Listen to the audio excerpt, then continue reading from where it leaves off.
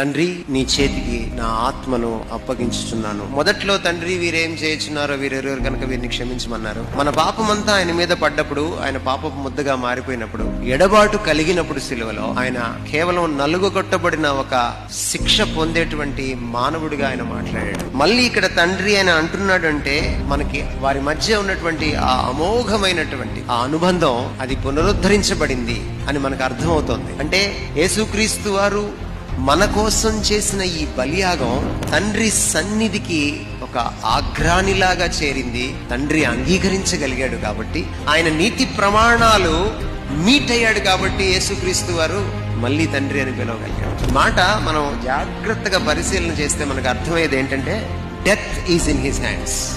నాకు ప్రాణం పెట్టడానికి, దాన్ని తిరిగి తీసుకోవడానికి అధికారం ఉందంటాడు. One and only, that is Jesus Christ.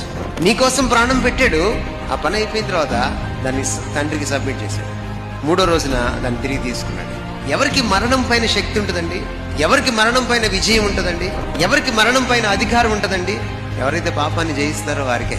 యేసు ప్రభువుని మనం చూసినప్పుడు మనకు అర్థమయ్యేది ఏంటంటే, ఆయన అనుకున్నప్పుడు మరణానికి అప్పగించుకోగలడు. ఆయన పని అయిపోయింది, నేను పూర్తిగా దీన్ని చేశాను అన్నప్పుడు తన తండ్రికి ఆయన అప్పగించుకున్నాడు. మరణం పైన కూడా తనకి అధికారం ఉందనడానికి ఇది నిదర్శనము.